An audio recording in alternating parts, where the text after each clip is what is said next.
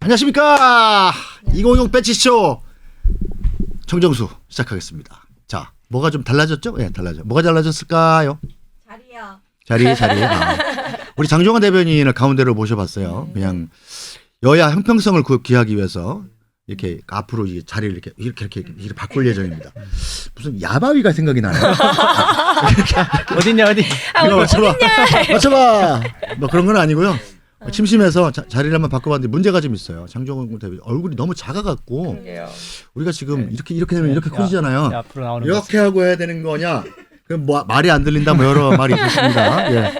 자, 빨리 진도나 갈게요. 지금 시청자들께서 너무 많이 봐주셔가지고 저희가 아주 굉장히 한껏 업돼 있어요. 진짜. 아우. 저희 근데 이름 얘기 안 하나요? 소개. 아, 그렇고 이미 다 아시는 거 아니야? 셀렙? 다 셀렙이잖아 지금. 자, 저는 편상욱. 예. 네, 더불어민주당 장종화. 자유한국당 이윤경입니다. 네, 박수. 자, 빨리 진도나 가겠습니다. 진도가 중요한 게 이름이 중요한 게 아니라 지금. 할 게 많아요. 오늘도 할 게 많아. 너무 많아. 할 게 많아요. 대한민국 기사가 너무 많은 나라예요. 자, 이 검찰 간부 상갓집 논란. 당신이 검사냐? 항명 논란부터 가겠습니다. 추미애 법무장관. 요즘 이 추미애 법무장관은 얘기는 나중에 나왔고 일단 항명 논란이 있었죠. 항명 논란 어떤 건지 좀 정리 좀 누가 해보실래요? 어떻게? 뭐 전체. 네, 그러니까 사실 그런 어떤 조직이나 네. 뭐 사람들이 모인 곳에는 당연히 이견이 있을 수 있고 네. 뭐 다양한 의견이 있을 수 있는 건데 그런 의견 개진이나 뭐 위가 됐든 아래가 됐든 뭐 자신의 의견을 말하는 것은 자유롭고 뭐 누구든지 할 수 있게 보장이 되어 있어야겠죠. 예. 다만 이제 그런 걸 하려면 뭐 공식적인 회의라든가 예. 아니면 뭐 정해진 절차에 있는 대로 해야 되는 것인데 예. 이번에 있었던 일은 상갓집에서 예. 그 일반 다른 분들도 있고 네. 거기다 술에 취해서 네. 한 행동이란 말이죠. 상갓집에서 주로 소주 잔씩들 하시죠? 그러니까요. 그렇다고 하면 전혀 이 말했어야 하는 행동과 장소가 맞지 않았다라는 거고 그렇다고 하면 왜 그랬을까? 저희가 해석하기로는 이제 지난 작년부터 시작을 해서 이제 공수처 설치, 이제 검경 수사권 조정 등등 이제 검찰 개혁이 이제 시작되고 있지 않습니까? 네. 그리고 최근에 있었던 인사, 그리고 이제 직제 개편도 오늘 이제 결정이 됐고 내일 모레 또 인사가 있을 예정이고 이런 일련의 과정들이 이제 검찰 권력을 어찌 보면 갖고 있었던 쪽에서는 빼앗기는 느낌이 들 수도 있을 것 같아요. 그런 여러 가지 불만들이 이런 식으로 이제 표출. 옳지 않은 방향으로 표출되고 있는 것이다. 이렇게 해석을 하고 있는 거죠. 검찰 상갓집 논란에 대한 그 이윤경 대변인 얘기 듣기 전에 혹시 이거 처음 검찰 상갓집 논란이 뭐야? 이런 분이 혹시 있을 수가 있어요. 저희는 다른 텍스트 없이 이것만 보면 다 이해가 되는 방송을 지향하기 때문에 제가 간단하게 정리해 드리겠습니다. 지난 토요일 날 대검 과장님이 장인상을 당하셨는데 이 대검 과장님이 장인상을 당하셨으니까 거기 윤석열 총장 뭐 심재철 신임 반부패 수사부장 뭐 왔을 거 아니에요? 근데 윤석열 총장하고 심재철 반부패 수사부장 이렇게 앉아 계신데 그 밑에 양석조 대검 연구관 그러니까 심재철 반부패 수사부장의 직속 부하죠. 바로 밑에 부하가 기자들도 거기 갔어요. 기자들도 거기 갔는데 고성이 나더라는 거 아니야. 당신이 검사야? 왜? 그 사정을 알아봤더니 심재철 신임 반부패 수사부장이 조국 전 장관 이 무혐의 처리하면 어떠냐 이런 말씀을 하셨더니 양석조 대검 연구관이 당신이 그러고도 검사야 이렇게 이제 윤석열 총장은 잠시 화장실 간 사이였대요. 화장실. 디테일한데요. 아니, 화장실 가셨어요? 거의 현장에 취재 아니, 옆에 계신 것 같은데요. 우리 임찬종 기자가 갔었어요. 왜냐하면 이 출입처에 상을 당하면 SBS가 단독으로 썼어요 그날. 그래서 출입처에 상을 당하면 출입 기자들이 다 가요. 왜냐하면 거기 가면 거기 다 오거든. 윤석열 총장도 가고 뭐 장차관 다 오는데 거기 안 가면 출입 기자가 아니죠. 그거를 듣고 SBS가 딱 캐치해서 그날 단독 기사를 썼어요. 하여튼 그렇게 된 상황입니다. 여기에 대해서 자 일단 야당 쪽의 반론을 한번 들어볼게요. 네, 일단 뭐 장종화 대변인이 지금 뭐 권력을 빼앗겼다 약간 뭐 이런 표현을 썼는데 그거는 좀 옳지 않다고 생각을 하고 일단 기록 그 심재철 반부패 부장이 제대로 기록도 보지 않고 조서도 안 읽어보고 조국 이제 전 장관 무혐의 처리를 하자 뭐 그렇게 하는 게 어떻겠냐 이렇게 주장하는 그런 상황에서 이제 그 사건을 조사하던 양석조 검사가 이제 당신이 그러고도 대검 검사냐, 연구관. 네, 대검 연구관이죠. 그러고도 검사냐, 너무 자연스러운 플로우였다고 저는 생각을 하거든요. 자연스러운 의견 표출이었다. 네, 그리고 이제 아주 항명이라고 감정적인 표현 아닌데 당신이 그렇게 검사냐. 자기 상사인데. 근데 항명이라고 이야기하는 거는 이제 뭐 정당한 명령에 대해서 이제 뭐 불응하는 거를 항명이라고 하고 예, 예. 이거 같은 경우는 당연히 항의라고 생각을 하고요. 항명이라는 프레임을 이미 지금 씌워서 검사들의 입을 막으려고 하는 시도라고 저는 보고 있습니다. 근데 이제 검찰이라는 것은 사실은 위계질서가 굉장히 확실한 조직이잖아요.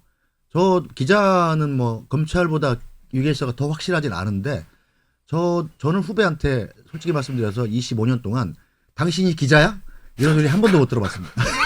근데 그런 소리를 들으면 굉장히 당황스러울 것 같아요. 그렇죠. 거기다가 네. 무슨 회의석상이나 뭔가 의견을 논의하는 자리가 아닌 공개된 곳에서 갑자기. 네네. 심재철 반부패 강력부장이랍니다. 저도 예전에 반부패 수사부장이 아니라. 저도 이제 예전에 의원실에 있을 때 네. 의원님하고 이게 가끔 안 맞을 네. 때가 있었어요. 네, 그렇겠죠. 그러면은 있죠, 그럴 때. 이제 저도 한번 이렇게 약간 뭐 들이받았다고 해야 그렇죠, 될까요? 들이받아야죠. 그런 적이 있었는데 네. 그러면 이제 그런 과정도 사실 어떤 내용에 대해서 의견이 있으면 네. 충분히 얘기할 수 있는 그런 자율성, 그렇죠. 의견을 개진하고 거기에 대해서 받아들이고 뭐 올바른 것에 대해서는 그게 건강한 뭐 조직이에요. 그러면 네. 그런 건강한 조직이 있어야 네. 되는데 그런 거를 아까 말씀드린 것처럼 정당한 공식적인 자리에서 했었어야 된다는 네, 거죠. 네. 그 내부적인 회의라든가 네네. 그 주제를 다룰 때 상가집이 아니라 그런 밖에 나와서 당신이 검사에 이런 감정적인 네. 이야기를 하는 것은 옳지 않다. 저희가 봤을 때는 옳지 않고 의도가 있다. 네. 네, 이 일단 검찰 저는 안에 이러이러한 불만이 있다는 네. 것을 외부에 보여주려는 네. 그 자분한 의도가 있다 이렇게 보이는 거죠. 뭔가 이 프로파간다다. 선전전이다. 선전. 이거. 그렇죠. 네. 그럼 여론전이죠 이거. 자, 지금. 이윤경 대변인. 네, 일단 그 심재철 부장 자체가 네. 이제 임명이 되고 나서 심재철 자유한국당 원내대표 아닙니다. 왜 이름이 같은 분이 원내 대표님이라고 네. 공교롭게 제가 심지어 자꾸 그 말씀도 하셔. 심재철 원내대표가 심재철 부장을 뭐 해야 돼. 심재철을 뭐 해야 된다. 자기가 심재철. 동명이인이죠. 그래서 네. 저도 어디 방송에서 네. 심재철 안 맞아서 다행 뭐 이런 말을 하시는 거예요. 그래서 그게 무슨 말이지 이게 갑자기? 자, 이 대변인 깜짝 놀랐어요. 말씀하시던 중이었습니다. 제 얘기 좀 할게요. 네. 죄송해요. 자리가 옆으로 밀리니까 이래서 안 되겠다. 가위바위보를 해야 되나? 다음번에 바꿔드릴게요. 네, 다음번엔 좀 다시 바꿔주세요. 네. 네. 아 이게 그 부장님이 잘 안 보이는 자리 여기가 약간 좀 그 역세권이 아니네요. 약간 빛이 안 비쳐. 여기가 역세권이야. 부장님 옆자리가 역세권이었네요. 제가 저 부장님이라고 하지 말고 그냥 뭐 아저씨 앵커님. 아니 뭐 하여튼 제가 뭐라고 직함이 좀 그렇긴 하다. 네, 그죠? 제가 역세권에 있었던 거를 네. 몰랐었네요. 네. 뭐 그동안 배려해 주셔서 감사하고요.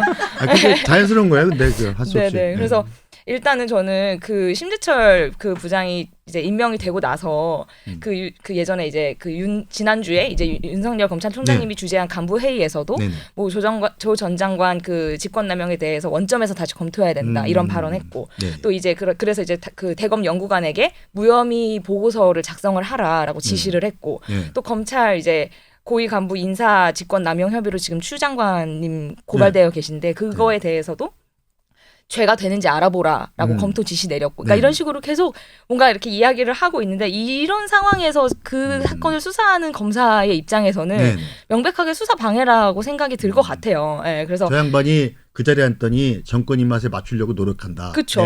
네, 그렇죠. 그러니까 뭐 나 열받는다. 청와대 관련 수사 무력화하는 이제 고위 간부 인사가 네. 이제 너무 뻔히 보인다라는 이제 그게 저는 좀 약간 핵심인 것 같고, 근데 이거를 그렇게 얘기할 그 상가집에서 아무튼 뭐 이야기를 한 상황이잖아요. 네. 근데 그거를 가지고 이제 추미애 법무부 장관이 네. 추태다 막 이런 이야기를 이제 하면서 추태죠. 아니 그러니까 추태다 그리고 뭐 장삼이사 뭐 이렇게 추씨하고 뭐 이렇게 있는 거예요? 아니, 추씨의 자태? 뭐래? 자꾸 추미애 장관 하여튼 뭐 그걸 이렇게 넘어가고 그렇게 예. 이야기를 하면서 이게 뭐 한 검사 개인의 뭐 이런 그런 게 아니라 뭐 네네. 윤석열 사단을 약간 찍어내기 위한 네네. 뭔가 이렇게 더 확대하시는 그런 규정하고 쳐내겠다는 네네. 약간 그런 의미로 공직기강을 세우겠다는 말씀도 하셨어요. 네, 뭐 그런 식으로 이야기를 하는 것 자체가 저는 어찌됐건 이제 이야기할 수 있는 부분들을 이제 막는다. 항명으로 이렇게 규정을 한다라고 생각을 항명으로 규정한다. 하고 있습니다. 네. 추미애 장관이 공식적으로 입장을 냈어요. 그래서 이것은 장삼 이사도 하지 않는 부적절한 언행이다. 추태다 이렇게 말씀을 하셨는데 장삼이사란 말에 대해서 또 말이 나와요. 장삼이사는 장 씨의 셋째 아들 이 씨네 집 넷째 아들이라는 얘기인데 공교롭게 우리 출연진이 장 씨하고 이 씨예요. 전혀 몰랐어요. 장 씨 집은 몇째 아들이시죠? 전 둘째 아들인데요. 장이. 예. 네. 저는 외동이어가지고 첫째 딸입니다. 장이 이일. 네. 이렇게 치면 그런데 저는 셋째는 딸인데요. 예, 그러니까 듣는 장삼이사 입장에서 이게 과연 적절하냐 뭐 이런 생각이 들더라고요. 저는 편이인데 편씨지만 둘째 아들이니까. 네. 이것도 이게 좀 약간 좀 감남을려 뭐 이건 또는 차라리 나은데 장삼이사라는 건 사실은 성명이나 신분이 뚜렷하지 못한 평범한 사람들 이름 하죠. 사실 쉽게 얘기해서 별거 아닌 사람들이란 뜻이거든요. 보통 사람들 상식적인 사람들이랑 하지 않았을 일을 했다. 그리고 정상적이지 않은 상황이다. 이런 거를 표현하신 거죠. 근데 어투를 보면 이 장삼이사도 하지 않는. 네, 그렇죠. 장삼이사는 그 이하라는 거지. 아니고 장삼이사는 가끔 한다. 가끔 한다. 약간 이런 뜻이 맞아요. 저도 그렇게 받아들이고 받아들였었어요. 근데 이 말을 누가 넣었을까 좀 궁금해요. 추미애 장관이 직접 넣으셨는지 아니면 밑에 참모가 써주셨는지. 추미애 장관이 직접 넣으셨으면 혹시 좀 요즘 사극에 푹 빠져 계신 게 아닌가. 네가 4명을 거역해? 이 말씀도 하시더니 항명. 또 장삼이사가 나오셨잖아요. 맞아요. 자, 디펜스 해보세요 빨리. 장삼, 장이. 딱히 뭐 디펜스 할 건 아닌 것 같고 그만큼 말씀드렸지만 그런 이제 수사나 이런 수사가 진행되는 내용 면에서 예를 들어서 이 심재철 부장이 가지고 있는 생각이나 피력하고 있는 뭐 조국 전 장관에 대해서 이러이러한 거를 검토해봐라라고 하는 의견에 이제 다른 생각을 갖고 있으면 거기에 대해서 항의할 수 있어요. 항의할 수 있고 반대되는 의견 얘기할 수 있고 충분히 얘기할 수 있는데 그거를 이렇게 공개된 장소에서 맞지 않는 장소에서 맞지 않는 내용을 얘기했다는 점을 문제를 삼는 거죠. 내용과 형식이 문제다. 전혀 저는 알맞지 이 않았다. 상황을 추미애 장관이 분명히 이용을 해서 결국에는 이제 물갈이를 할 거라고 이제 보고 있어요. 저희는 그렇게 보고 있고 그리고 정말 근데 그렇게 물갈이 하실 경우에 과연 뒷감당 할 수 있겠느냐라는 좀 생각이 들고 왜냐하면 이미 지금 이 정부가 보인 행태가 굉장히 이중적인. 내가 뒷감당을 할 수 있겠느냐? 감히. 아니. 그래서 그 문재인 대통령 신년사에서 이제 볼 수 여기가 굉장히 안 보이는 자리야. 제 얘기 좀 듣고 계시죠? 화면에서 잘 보여. 제가 화면을 보고 있습니다. 예. 네, 장종화 대변인 고충이 굉장히 컸겠네요. 네, 제가 여기 이 자리를 프리미엄 받고 좀 팔아야 돼요. 여기 괜찮은 자리인 것 같아요. 네, 그래서 나는 이 자리를 안 좋아해. 네. 그래서 저는 이제 문재인 대통령 신년사에서도 볼 수 있듯이 이제 아무리 비리를 저질러도 내 편은 내 동지는 다르다 이렇게 감싸고 그런 모습에 이제 국민들 굉장히 실망하고 분노하실 것 같거든요. 그래서 그런 부분에 있어서 근데 이제 추미애 그런 상황에서 이 정부가 법에 근거한 정상적인 수사 이 과정들을 이제 무력화하고 자신들이 이제 수사하려는 이들을 자신들을 수사하려는 이들을 유배 보내고 약간 좌천시키고자 이런 카드로 저는 쓸 거라고 예상을 하기 때문에 이걸로 여론전을 해서 네네네 학년 파동이다. 그래서 잘못한 사람들을 물갈이하겠다. 근데 검찰 중간 간부 인사를 이제 내일 모레 하겠다는 거 아니에요? 내일 모레 하겠다는 거 아니에요? 네네. 어떻게 날지 좀 궁금하네요, 그죠? 네. 그러니까 이제 방금 이제 물갈이라는 표현을 하셨는데 작년에 이제 인사가 있었을 때 이제 등장한 단어가 윤석열 사단 이 전방에 이제 배치됐다 이런 표현들을 많이 쓰잖아요. 그렇죠. 그러니까 저희가 봤을 때는 그것도 뭔가 하나의 의도가 있는 윤석열 총장과 각계의 지근거리에 있고 윤석열 코드에 맞는 인사를 그때 전진 배치를 했죠. 코드에 맞게 해놨다. 했죠. 그리고 그 윤석열 사단이라는 표현이 만들어지는 것 자체가 우선 적절하지 않은 표현이 생긴 거고 그리고 이제 내일 모레 사실 인사에 대해서 이제 이번에는 윤석열 총장께서 의견을 주셨잖아요. 그때 모두 유임했으면 좋겠다. 근데 사실 이 말은 거꾸로 말하면 인사하지 마라라는 거랑 똑같은 말이잖아요. 다 둬라. 그대로 둬라. 그 말이랑 똑같은 거기 때문에 이것도 저는 하나의 명분 쌓기다. 한 명이라도 바꾸면 내 의견 줘봤자 안 듣잖아. 네, 문재인 대통령이 이야기를 한 게 살아있는 권력 수사하라고 얘기했잖아요. 그래서 이제 열심히 지금 하고 있었는데 그거를 가지고 지금 국민이 지지한다. 그리고 가지고 지금 역사권에서 벗어났다고 엄청 저 약간 여기 이렇게 버튼 하나 눌러가고 의사 발언 하겠다고 손 들어야 되는 거. 콜 이렇게 쳐다봐 줍시다. 자, 쳐다보겠습니다. 아니 근데 너무 편파. 내가 했을 때 안 그랬잖아요. 이런 이야기 얘기해야 되는 것 같아요. 예, 이렇게 좀 힘들었다 이런 걸. 예. 쳐다봐 줍시다. 그러니까 그런 거를 이제 살아있는 권력까지 수사를 하라라고 해서 윤석열이 이제 윤석열 총장님께서 이제 수사를 하고 계신 중이었는데 그런 부분들에 대해서 지금 다 약간 스톱을 걸고 그 추미애 법무부 장관이 온 것 자체부터가 이제 다 이제 스톱을 거려고 왔다고 저희는 보고 있어요. 그래서 그런 부분에 있어서 이렇게 지금 인사하고 뭐 이렇게 지금 뭐 항명이다라는 프레임을 가지고 가는 거 이런 것들이 저희는 다 지금 이제 물갈이의 초석이라고 생각을 하고 있습니다. 물갈이를 위한 명분 쌓기. 네. 자, 참 이게 지금 검찰 인사가 내일 모레 어떻게 날지 그 뒤로 또 이윤경 대변인 말대로 그 후과를 감당할 수 있겠느냐? 그래서 이걸 맞춰야지 여기는 장스트라다무스 여기 맞춰야 되는 자리인 거잖아요. 그래가지고 제가 이스트라다무스 한번 해볼 텐데. 예. 그 자리가 그 장스트라다무스가 잘 맞추는 자리이기 때문에 그쵸, 예. 그 사실은 이 좋은 자리예요. 아, 네. 예. 알겠습니다. 화면에 똑같이 보이는 영감을 받는데 아, 영감을 그러니까 그분이 오시는 그 자리죠. 별로 말을 안 하니까 막 생각이 막 와. 말을 못해서 사념들이 막. 아, 그분이 오시겠습니다. 네. 이제 자 그럼 다음 진도로 나가보죠. 자 문희상 국회의장 현직 국회의장 자 문석균 씨가 이제 49살인가 그러시는데 그렇죠. 우리나라 쉰 예. 같아요. 저는 뭐 만으로 따지는 거 좋아하니까 나이가 이제 40을 넘어가면 하나라도 줄이는 게 좋더라고요. 그래서 그 언제부턴가 전 만으로 따지고 있는데 어쨌든 전 공개는 안 하겠습니다. 네이버에 검색하면 나오는 거 아닌가요?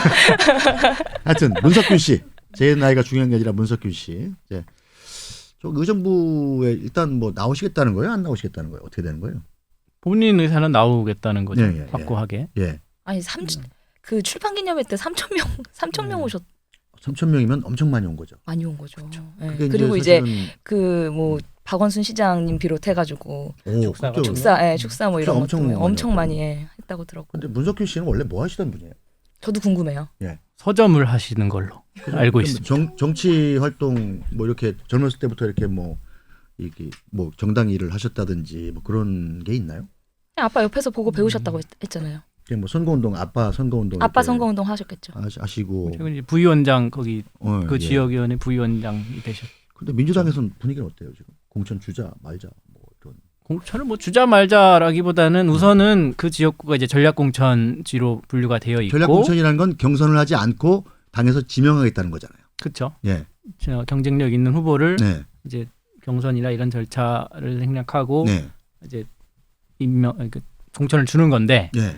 우선 전략공천지로 되어 있고 네. 당내에서의 목소리는 아마 어제 네. 이제 김혜영 저희 최고위원님께서 말씀하셨지만 뭐 부적절하다 좀 비판적인 시선도 있는 것이 뭐 당연히 있고요. 정서상 국민 정서상 맞지 않다 이렇게 말씀을 하신 것 같아요. 그렇죠. 그런데 그 윤호중 민주당 사무총장님, 네, 그분께서 근데 전략공천 지역 가운데 일부는 다시 경쟁 지역으로 돌릴지도 논의해봐야 된다 이런 식으로 해서 아직 지금 전략공천지로 이제 우선 분류를 하지만 남아 이제 있고 나중에 이제 진행되는 상황을 봐서 경선으로 다시 돌릴 수 있는 가능성은 열려 있는데 이제 다만 어쨌든 지금 저희가 전략공천지로 해놓은 것은 여기는 지금 우리가 예의주시하고 있다. 우선 이 뜻이 하나 있는 것이고 그리고 이제 그 문희상 회장님 아드님께서 어떤 생각을 가지고 계신지 모르겠지만 사실 이제 국민들이 보시기에 당연히 본인은 아니라고 하겠지만서도 이게 얼마나 본인의 능력을 보여줄 수 있을 것인가.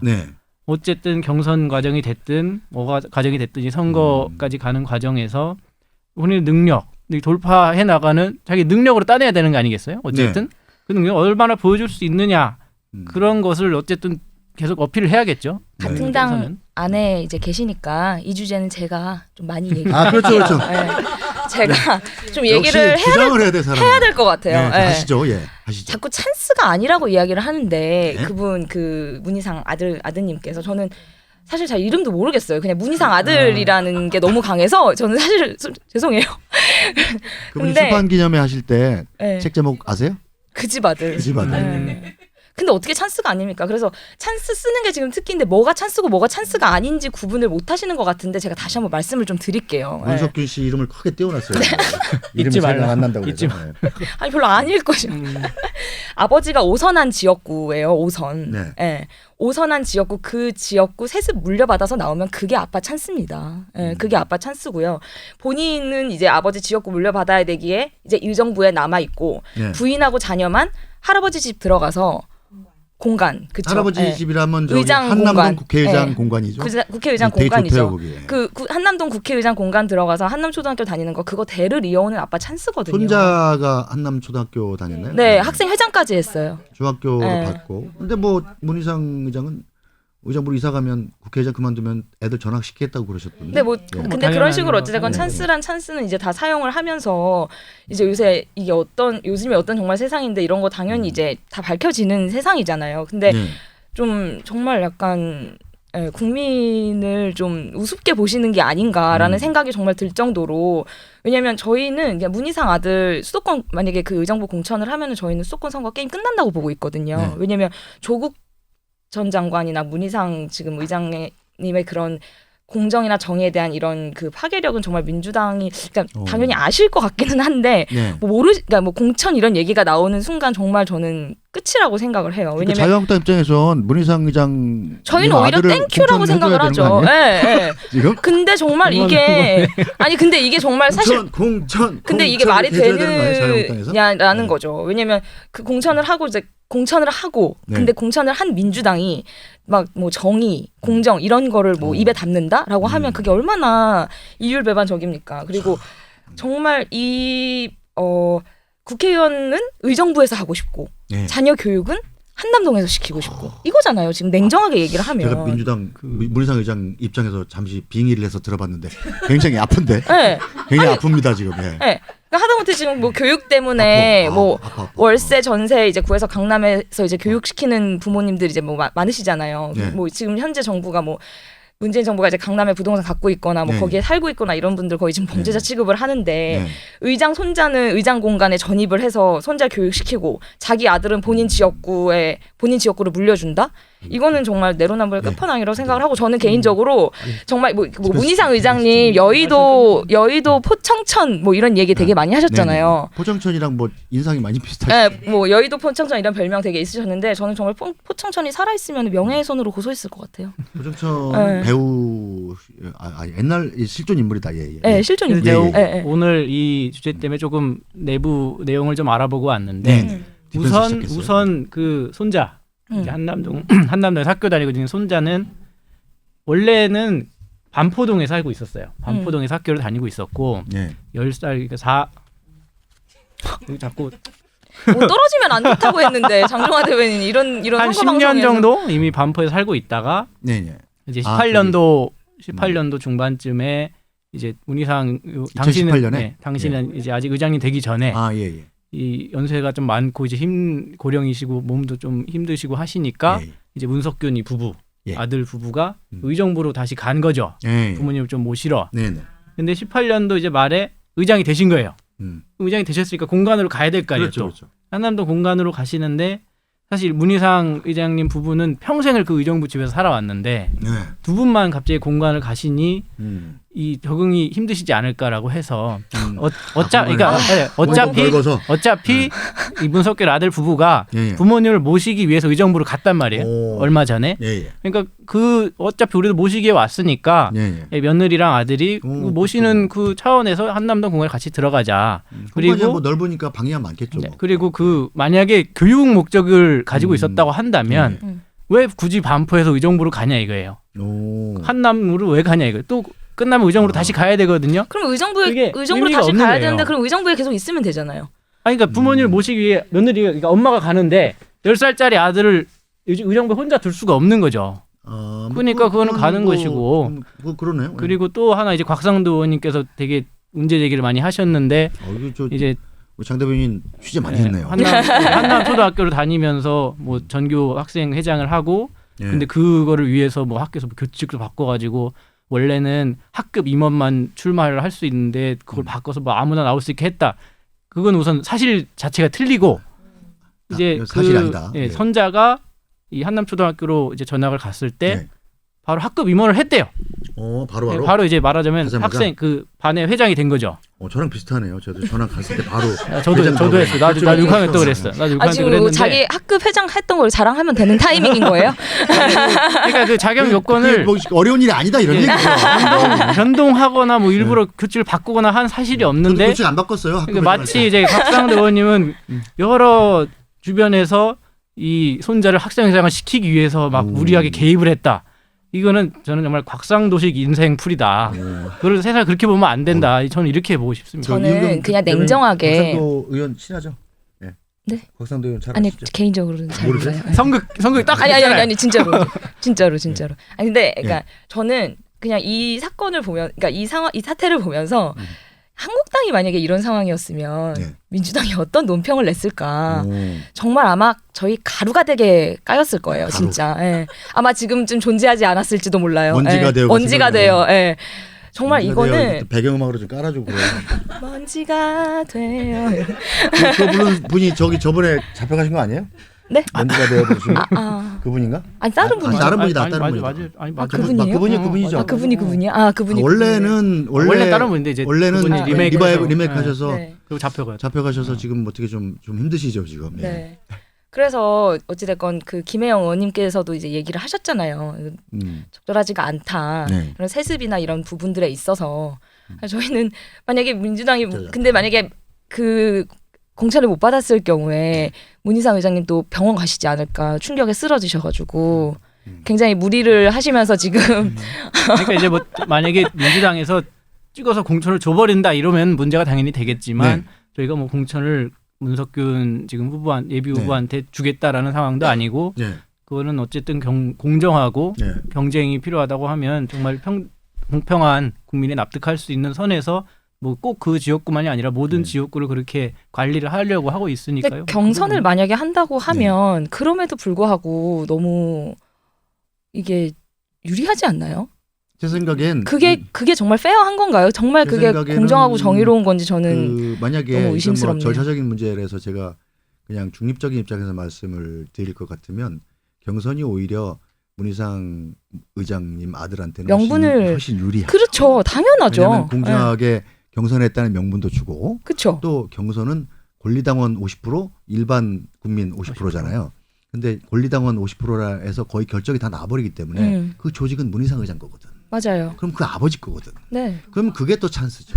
내가 네. 볼 땐. 내가 문희상 의장 아들이면 경선 이럴 것 같아. 그래서 전략공천지로 돼 있잖아요. 지금. 근데 전략공천으로 만약에 준다면 민주당에서 덥석 문희상 의장 아들한테 주기는 어렵죠. 저는 절대 안 준다고 봅니다. 예. 아 정말요? 저는 절대 안 뭐 준다고 자유한국당 어떡하죠? 줘야 지금 자유한국당 유리할 텐데. 주면 너무 땡큐인데 주면 아주 솔직하셔. 아니 근데 아주 근데요. 솔직하죠. 아니 근데 저는 대항마로. 아니 근데 저는 그걸 주는 순간 그 청년들이 너무 청년뿐만 아니라 국민들이 너무 허탈감을 느낄 것 같아요. 네. 그래서 정말 뭐 저희야 그렇게 주면은 그런 구도로 저희가 선거를 치르면 유리하겠죠. 근데 그건 좀 아니지 않나 생각이 듭니다. 네, 알겠습니다. 그럼 여기서 마무리해도 되겠죠? 네. 예. 자, 참 우리의 찰스 선생님한테 한번 가보겠습니다. 안철수 전 대표가 드디어 1월 날 귀국을 하셔서 중도 정당을 창당하겠다 이런 말씀을 하셨네요. 그리고 아까 놀랐던 게 이번 총선에는 출마하지 않겠다. 제가 그걸 지난 목요일 날 맞췄어요. 쌍절곤을 하다가. 오 정말요? 제가 약간 신기가 있다니까 저도. 이쪽 양쪽 양쪽 가생의 자리에 앉아야. 여기는 역세권이고 양쪽은 내려오는 자리고. 양쪽에서 이렇게 기가 몰리다 보니 잘 못 맞춰. 하여튼 그때 출마를 안 하고 중도 정당 창당 이게 잘 될 것 같으세요? 어떠세요? 자, 누가 창당이요? 예.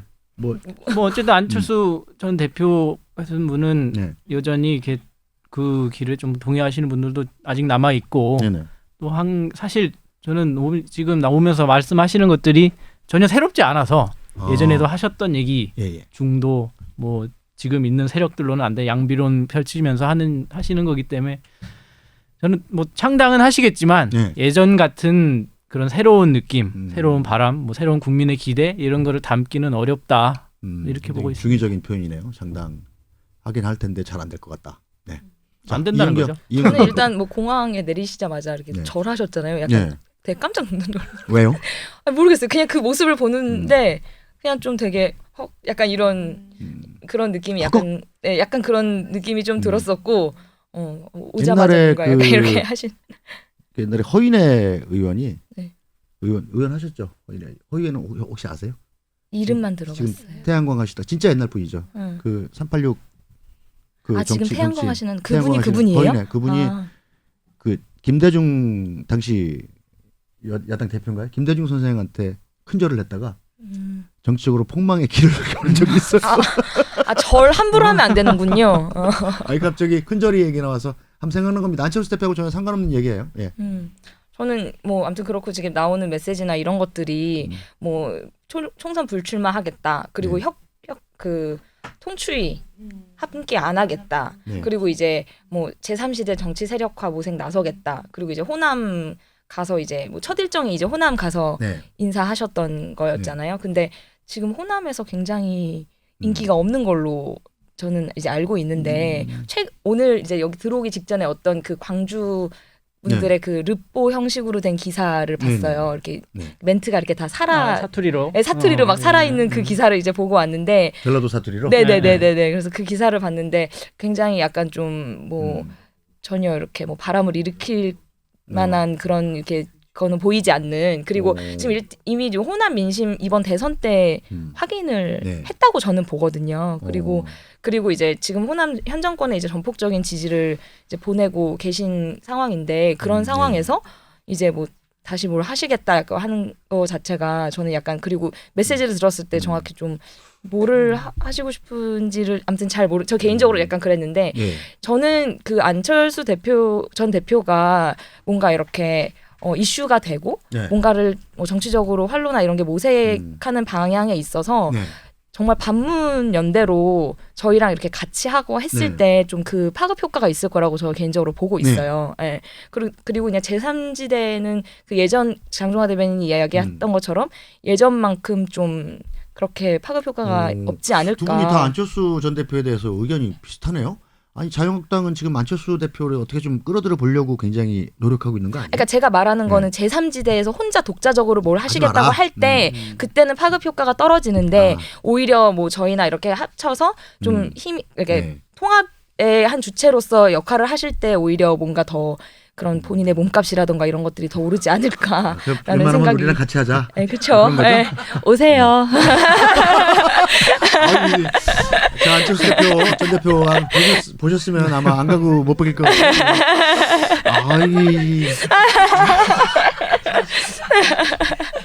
영상 편지를 끄고 옛날에 그 부모님들 보내는 거예요. 꼭 사달라는 건 아니다. 아들아, 막 이러면서. 그러네요.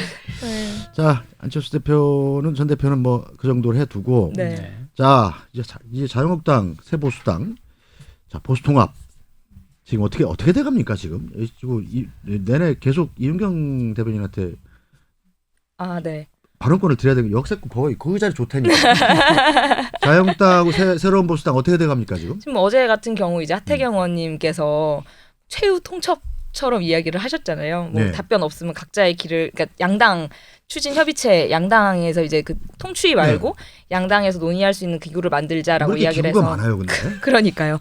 그래서 그래서 최후 통첩을 이제 하셨고 저희 지도부 입장에서는 어쨌든 계속 통합 논의를 이제 이어가야 된다라는 입장이 이제 큰 틀이기 때문에 어제 이제 박완수 사무총장님께서 이제 그거를 이제 수용해서 양당 협의체 수용 의사를 이제 어제 발표를 하셨어요. 그리고 이제 대표님 오늘 인터뷰 하신 거 보면은 유승민 대표라든지 뭐 안철수 대표라든지 뭐 맥주 회동 충분히 할 수 있고 만나서 이야기할 수 있다라고 원하고 있다. 못 만날 이유가 전혀 못 만날 이제 사람이 없다라고 이제 이야기를 하셨고. 그러면서 잘 만나시진 않으세요? 또? 아니에요. 그렇지 않아요. 그래서 이제 그랬는데 그리고 대표님이 그 얘기까지 하셨어요. 뭐 통합신당의 이야기가 나오면 통합신당이 만들어지면 내 당대표 자리도 새로운 변화가 필요하다까지도 이야기를 하실 정도로 대표 자리도 내놓을 수 있다. 네, 그렇죠. 그렇게 해서 새로운 당의 대표가 되겠다 이거. 그러네요. 그렇게 평가절하 하는 거 곤란해요. 평가절 아니잖아요. 그래서 이제 당대표직 사퇴할 수 있음까지도 이제 시사를 하셨는데 네. 그러니까 이렇게까지 저희가 지금 이야기를 하고 있는데 네. 좀 세보수당도 좀 열린 마음을 가지고 좀 호응을 해줘라. 이야기 협상을 이제 임해 주셨으면 좋겠고 그 뭐라고 해야 되나요? 그러니까 그렇게 이야기를 할 때 처음에 이제 세 가지 조건 이야기했잖아요. 뭐 탄핵의 강을 건너고. 근데 이제 그거를 수용을 저희가 이제 했죠. 근데 자꾸 조건들이 자꾸 늘어나는 거예요. 그래서 애매하게 수용을 했던 것 아유 같은데. 그렇지 않아요. 그거보다 더한 6가지 그리고 수용을 기본적으로 저희가 봤을 때는 현재 나오고 있는 논의는 어쨌든 한국당과 세보수당, 당대당 통합. 그러면 그냥 새누리당인데 라는 게 가장 1번으로 드는 생각이고. 도로새누리당. 근데 저는 그렇게 생각하지. 그런 거를 어쨌든 만약에 하려고 한다고 하면 처음에 왜 갈라섰었는가? 갈라섰던 이유를 이제 어쨌든 치유하고 제대로 합의를 해내지 않으면 안 된다고 보는데 그럼 그 갈라섰던 이유가 뭐냐? 이전 정권에서 일어났던 헌정유린, 부패 이런 반개혁적인 모습들을 새로 이제 고치지 않고는 제대로 된 통합이 아닌 거거든요. 그냥 정말 예전으로 돌아가는 거거든요. 그냥 물리적으로 그냥 통합을 위한 통합이다. 그냥 갈라서 다시 합치는 거죠. 근데 제가 봤을 때는 요즘에 이제 자유한국당이 이제 하는 이제 행동들, 정책을 발표하는 것이나 뭐 인재 영입을 진행하는 것이나 이런 이제 진행 사항들을 볼 때 내용들이 다 예전으로 돌아가자. 뭐 예를 들면 공수처 폐지하자, 뭐 탈원전 폐기하자, 분양가 상한제 폐기하자, 뭐 이런 옛날 그냥 다시 돌아가자는 얘기가 가장 많고. 또 사실 저는 오늘 이제 반려동물 정책 발표하셨는데 그것도 제가 봤을 때는 17년 대선 때 다 했던 얘기. 그런 뭐 부가가치세 폐지하겠다 이런 내용도 홍준표 그때 후보께서 하셨던 공약, 뭐 그때 나왔던 안철수나 이런 다른 분들이 했던 공약을 그냥 조금 이제 발전시킨 정도. 그리고 이제 그런 이제 상황들이 저희가 봤을 때는 한국당이 지금 어수선하다. 최근에 또 설 명절 선물을 또 이제 육포를 보냈다가 이게 회수하는 보수통합 그런 얘기하다 우리 이제 설명절 이제 그 얘기까지 나오는 거예요? 그런 상황들이 진행이 되고 있는데 육포는 어떻게 된 저희가 거예요? 봤을 때는 한국당 자체가 어수선해 보인다 이거예요. 그리고 안 그래도 그 육포 얘기 자꾸 해서 미안하지만 그 당 비서실장께서 또 사표 냈다가 이제 반려를 했다고는 하는데 그만 안 그만두시려 했어요? 황교안 대표가 반려했다고 하는데 제가 보니까 지금까지 황교안 대표 체제에 온 다음에 비서실장만 지금 세 번째고 비서실장도 육포 받으신 조계종 스님들은 보면서 참 좀 마음이 아프셨을 것 같아요. 뭐 비서실장도 세 번째, 사무총장도 세 번째 바뀌었더라고요. 뭐 그러니까 이게 맛있는 건데. 조계종 먹으면 안 되는 건데 그걸 보내면 안 되죠. 그러니까 지금 아무리 봐도 계속 그렇게 수장, 비서실장, 사무총장 이런 분들이 단기간에 계속 바뀌면 당연히 당에서 실무하는 입장에서 그런 혼선, 사소한 실수 이런 게 생길 수밖에 없다고 보는 거예요. 당연히 그런 설 명절 선물 보내는 것은 공당에서 특히 제1야당 큰 당에서 의례적으로 항상 매년 하고 거의 시스템적으로 해야 되는 일이었는데 그런 데서 자꾸 사고가 나고 인재 영입했다가 취소하고 정책 1호 발표했다가 취소하고 이런 것들이 밖에서 봤을 때 저거 뭔가 제대로 안 되고 있는데 자유한국당 제대로 안 된다는 이런 관점이 되어 있는 거죠. 말이 있었습니다. 그러니까 그렇게 뭐 이렇게 이야기를 하시는데 지금 그 육포 얘기, 육포 같은 경우는 왜 하필이면 육포였을까? 그것도 조계종에. 저희가 이제 그거를 이제 얘기를 했고 원래 한과 세트가 이제 가야 되는 상황이었었는데 그런 부분에 있어서 이제 저희가 그래서 실수한 부분에 있어서는 이제 사과를 대표님께서도 뭐 직접 하셨죠. 그래서 그런 거를 지금 대표님이 더 이렇게 신경을 쓰고 계신데 그런 부분에 있어서 근데 지금 뭐 사무총장이 뭐 자주 바뀌고 이런 부분을 그 지금 당 대표 그러니까 뭔가 그 혼란스러워서 바뀐다라기보다는 저희가 이제 잘 해보려는 그런 의도로서 이제 계속 이렇게 인사나 이런 것들을 하고 있는 상황이기 때문에 그런 부분들은 이제 그렇고 그러니까 보수통합 같은 경우는 아까 뭐 과거로 돌아가자 저희는 정책이나 이런 거 같은 경우도 뭐 탈원전 다시 문제가 있기 때문에 그거를 다시 복구해야 된다고 이렇게 보고 있고 공수처도 지금 저희가 항상 이제 이야기를 하는 게 지금 현 정권을 비호하기 위한 기구로 이제 전락을 한 상황이라고 저희는 보고 있기 때문에 그래서 그런 것들을 이제 저희가 이야기를 하는 것이고 그리고 이 보수통합 관련해서도 그러니까 뭐 다시 도로 뭐 새누리당 이게 아니라 그래서 저희가 지금 확대를 해서 이제 안철수 전 대표한테까지 이제 러브콜을 보내고 저희가 굉장히 크게 이제 반문 연대로 해서 지금 청와대가 무리하게 추진하고 있는 정책들 지금 그런 것들을 저희가 그러니까 많은 국민들이 이제 그런 것들을 동의를 하시는 부분들이 저희가 한데 뭉쳐서 표를 행사하면 그게 반영이 될 수 있게 왜냐면은 이게 분리가 되어 있고 다 연대가 아니고 찢어져 있으면 어차피 뭐 이길 수 없다고 저희는 보고 있거든요. 그래서 그런 부분에 있어서 지금 지나가는 과정이라고 저는 생각을 합니다. 그러니까 그 단순 반문 연대 이것만을 보고 그냥 이합집산하면 도로 새누리당이다 이거예요. 단순 반문 연대가 아니고요. 저희는 그게 큰 틀에서 모여야 하는 저희는 가장 큰 명분이라고 생각을 하고 있기 때문에 그러니까 그것만을 위해서 말하자면 저희가 봤을 때 그런 반개혁적인 생각들, 헌정유린 부패한 모습들 그리고 탄핵을 어물쩍 넘어가려고 하는 것들을 봉합하지 않고 제대로 마무리하지 않고 그냥 반문이니까 우리 뭉쳐라고 하면 그야말로 그냥 이전으로 돌아가는 모습이라는 저희는 근데 거예요. 그 과거에 지금 계속 발목이 묶여서 과거를 계속 보고 과거에 대해서 묶이는 게 아니라 역사는 계속 앞으로 전진하고 나아가야 되는 거잖아요. 그렇기 때문에 지금 현재 정권이 잘못하고 있는 부분에 대해서 그 실정을 짚고 그거를 심판하는 선거로 가야 한다라는 거를 저희는 목표로 생각하고 이야기를 하고 그 기치 아래서 다 모이자라고 지금 대표님이 주장하고 있는 상황이기 때문에 그런 부분에 대해서는 뭐 과거를 계속 이야기를 하면서 과거의 이야기를 하고 그런 거는 좀 의미가 없다고 생각을 지금 합니다. 느끼는 건데 두 분이 정말 논리가 점점 정연해지고 있어요. 그래갖고 나는 지금 옆에서 중립적인 입장에서 장종화 대변인이 있을 때는 그래 맞아 이렇게 갔다가 이은경 대변인이 또 얘기를 하면 그래 저 말이 맞아.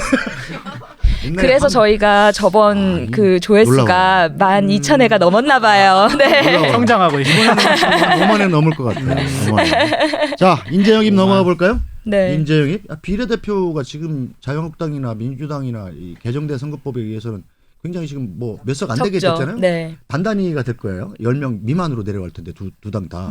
인재영입이 계속되고 있네요. 그럼 그분들은 영입한 분들은 지역구로도 다 내보내겠다 이런 얘기인가요?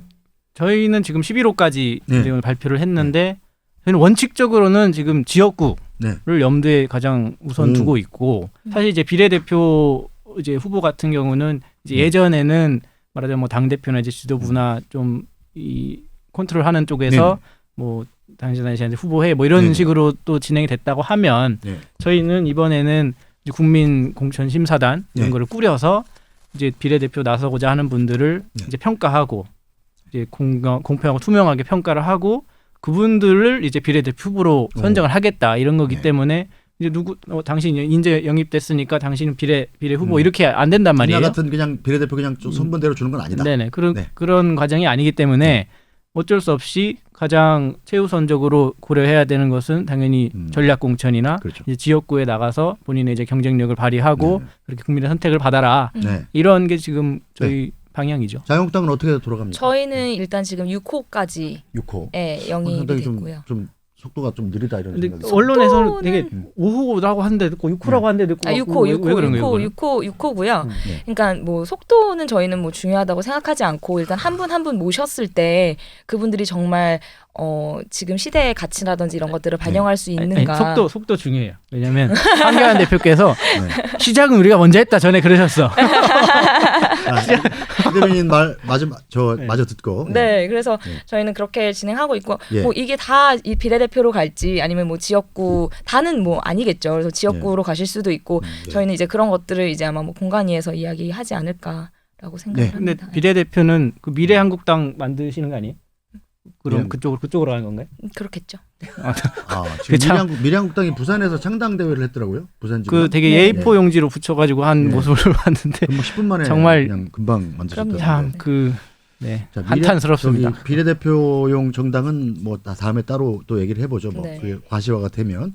자 공천관리위원장 이번 영입인사들을 일단 공천을 줘야 지역구를 나갈 텐데. 그렇죠. 자 양당의 공천관리위원장이 이제 딱 세팅이 됐습니다. 네, 김영호 민주당 원혜영, 자유한국당 김영호. 네. 자 어떻게 보십니까? 자 선수 저희 김영호 의장님 뭐 먼저 말씀을 드리면 일단 그래서 일단 뭐 합리적인 보수 이미지를 가지고 계시고 비교적 이제 개파 색깔이 짙지 않고 또 당 사정에 좀 밝으시거든요. 뭐. 그래서 이제 그런 것들이 낙점된 이제 주요 요인 중에 하나라고 저희는 보고 또 이제 오랫동안 보수 정당에 이제 몸을 담으셨기 때문에 여러 차례 선거 뭐 공천 과정 겪으면서 이제 풍부한 경험이 이제 있으셔서 안정감이 있다라는 평가를 저희가 이제 하고 있어요. 그리고 설 전까지 이제 공관위 구성 마치겠다라고 이제 이야기를 하셨고 그리고 이제 그 의원 연찬회 때 그 김영호 전 의장님이 이야기하신 게 있잖아요. 죽기에 딱 좋은 계절이다.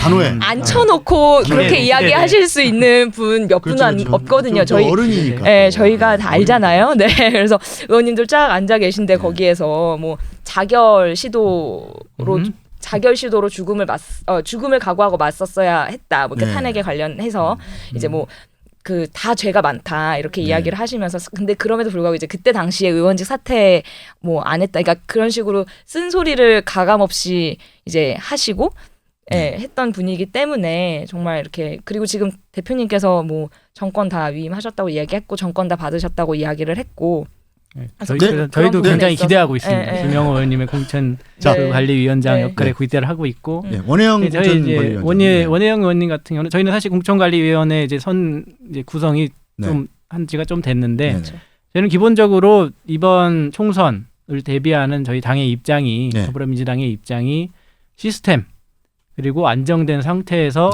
이 차곡차곡 준비해 나가면서 이제 보여주는 국민들께 이렇게 우리가 준비되어 있는 상태고 이게 무슨 여기서 막 갑자기 뭐가 튀어나오고 저기가 튀어나오고 이런 게 아니라 정말 누구든지 납득할 수 있고 만약에 이런 뭐 공천이나 이런 게 정해졌을 때 이의 제기하지 않을 수 있는 정말 누구든지 받아들일 수 있는 그런 공천이 되도록 할 것이고 또 원혜영 의원님 같은 경우는 불출마 선언도 하셨고 굉장히 원칙적인 분이시고 하기 때문에 모두가 받아들일 수 있는 공천 과정이 될 것이다. 이렇게 기대하고 있습니다. 그 김영호 그 위원장님 같은 경우는 저희 당에서 이렇게 뭐 공천 심사위원 그 위원 명단 약간 좀 추린 부분들이 있나 보더라고요. 그 추천하는 명단을 근데 이제 그것도 안 받으시고 본인이 이제 개인적으로 다 개별 접촉해서 이제 하시겠다. 그리고 오늘 오찬을 했는데 그 불출마 선언 한국당 내에서 불출마 선언 하신 분들 5분하고 이제 오찬을 하셨다고 하더라고요. 그래서 이제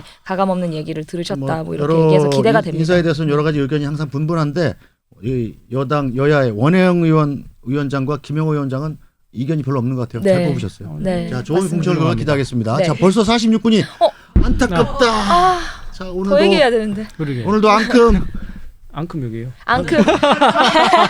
자유한국당의 이윤경. 상큼. 더불어민주당 장종아. 저 편상우였습니다. 감사합니다. 뵙고 싶어요. 빨리 다음 주에 오길 기대하겠습니다. 고맙습니다.